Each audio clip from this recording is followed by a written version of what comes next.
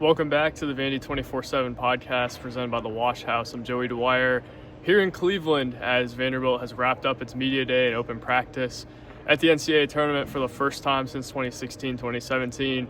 Vanderbilt was on a court like that back there that had March Madness sprawled across it. Mark Byington was at a podium for the first time. A Vanderbilt coach has been at a podium like that since 2016-2017, and really a day of celebration for Vanderbilt. A lot of good news coming out of today, which is why we're here. Obviously, the lead is Jason Edwards, right? I sat with Jason Edwards at his locker for a little bit, and man, was he confident about that he is the type of player that can succeed in a tournament like this, and that he's been undercovered, he said he's been underrated, and he's going to show America tomorrow.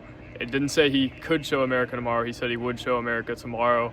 Why he's been undercovered, why he's been undervalued, or I guess why he shouldn't have been in the first place, feels like he is confident that he will have a big game tomorrow. And I actually thought it was interesting too, said today that this has been the hardest basketball season of his career, and guys, he was a third team all SEC guy, so interesting there. But I think the most interesting thing, I gave him an out on this question. I said you can no comment it, things along those lines, right? He goes, and I asked him, do you have any plans for the future, any idea of what that's going to look like? And he tells me that his plan is to be back. He said, I plan to be back for sure.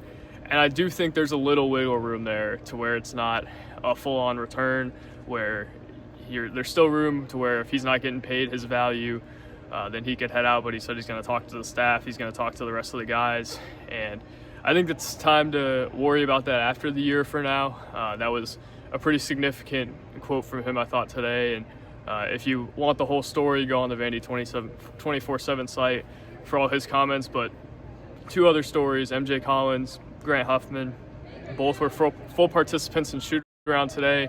Both had ankle sprains. And at the SEC tournament, you're watching Grant Huffman practice, and you're just thinking, no way that this guy plays against Texas. Didn't get that feeling today. I thought he was pretty close to a full go. I've heard that he's had a really good week of practice, not only in terms of health, but in terms of performance. So Grant Huffman, I think, going to be a big factor tomorrow against St. Mary's. They need his defense, and they need him to really control the game. I thought they were too loose with the ball throughout 2 of the 3 games that they were missing him, and they're going to want MJ Collins back too. MJ Collins told me today that he's feeling good. Actually said he's feeling great, and he'll be good to go for tomorrow as well. So Vanderbilt gets back perhaps its 2 best perimeter defenders. It could use a 3 or 2 from Collins. It could use Huffman's kind of facilitating ability and stabilization. Those 2 guys I think are important for this team. I don't think it's the reason they lost the last 3, but they feel as if they would have helped. Each of them kind of bring a different dynamic than they have elsewhere on the roster. Collins, obviously, with the size and athleticism, and then his ability to knock down threes, be a complimentary guy. And then Huffman's stability, Huffman's true point guard ability, and Byington even called him the best defender on the team a couple days ago. So those 2 guys returning is big news for Vanderbilt in a lot of ways. And I think big news too is just that Vanderbilt's back here. And it was interesting to go through the locker room and just kind of grasp the emotion of guys playing here. This is a dream for a lot of people. This is a dream for a lot of these guys. Tyler Nickel basically referred to the NCAA tournament like the mountaintop. Jalen Carey has NBA dreams and wasn't shy about letting me know that, like, this is an NBA arena. This is cool. This is different than where he's normally playing. I thought there was a resounding sense of just joy to be here, and you could kind of see that reflected throughout Vanderbilt's open practice today. It was really loose, really light, and obviously they're not going through what they're going to run, their actions, or their game plan against St. Mary's is kind of just a warm-up period, get familiar with the gym, get in front of the media. That's kind of what today was, so you can't take a ton from practice today, but I thought Vanderbilt's front court was also pretty declarative in terms of the matchup that they're going to face with Mitchell Saxon and the rest of St. Mary's bigs. It's a team that has as much size as Vanderbilt's seen over the last week or two. Obviously, they've seen SEC teams, so I don't think it's anything they haven't seen before, but you just feel like Devin McLaughlin and Jalen Carey kind of embody the chip on the shoulder mentality that this team has had all year. They feel like St. Mary's has a good front court, but I think Devin McLaughlin said they can really rebound, but so can we.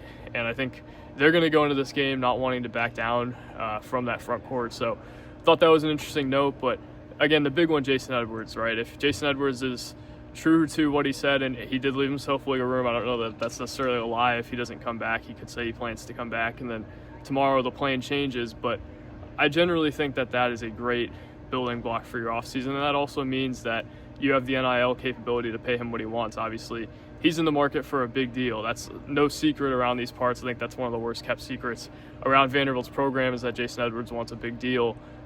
He wants a ton of money to come in, and honestly, at this point, he deserves it, right? I think he's replaceable in some ways. Vanderbilt has not had a guy like that in terms of a guard that can go get it off the bounce like him, who is guaranteed 10 to 15 points at least every game. Jason Edwards has scored 20 plus 10 times this year. I mean, that guy is a different type of player than Vanderbilt has had, and I think it's great news if he indeed is back. And I thought it was interesting, AJ Hogard as well. Today I talked to him in the locker room. I'll probably write this at some point before the game, but I talked to him about his season and was basically like, your scoring numbers haven't been great. What do you think? And he basically said, I think I've been fine outside of February. And I don't entirely disagree with him. I think he's had a real impact on games, and people haven't been able to see it. Maybe he needs to stop shooting as many jumpers, right? But he's an old guy who commands the offense, especially that Grant Huffman on the floor. He can get to the basket, find cutters.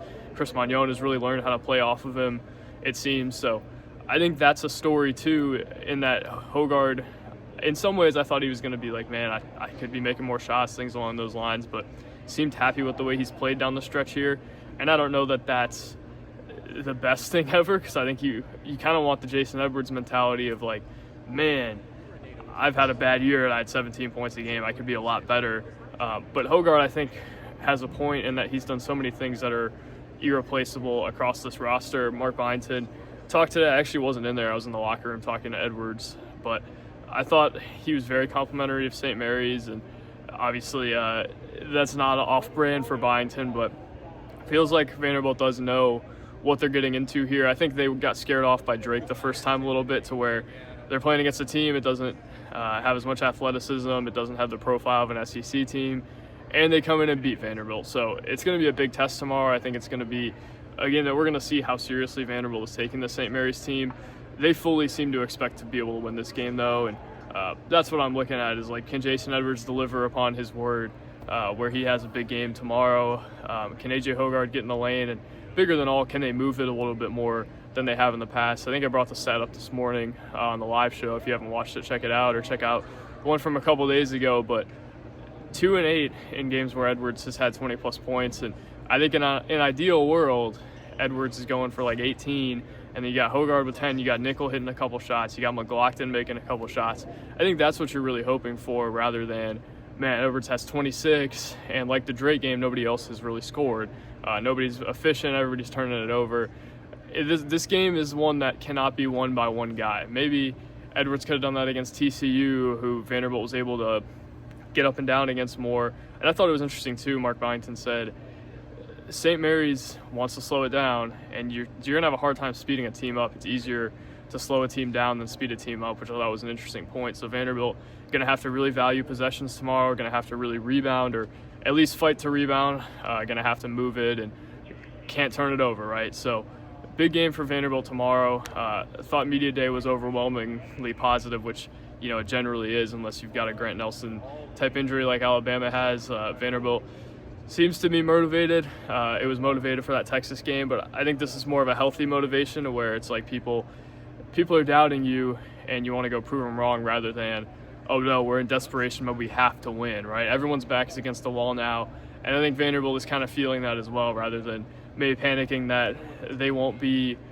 in a bracket or anything along those lines. You feel like maybe they'll be a little more free to let it rip tomorrow. So I'm Joey Dwyer from Rocket Arena, the home of Darius Garland and the home of the first March Madness game for Vanderbilt basketball since 2016-2017. Can Vanderbilt end it or leave this site with its first win since 2012?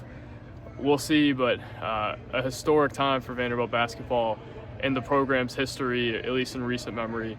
And we'll be here to cover it all. Check out the site. There'll be a couple more stories tonight with MJ Collins and Grant Huffman's comments about their injuries, and then probably a story about the front court and kind of how Vanderbilt's approaching that as well. So thank you guys for watching. God bless, and we'll talk soon. Talk tomorrow. Peace.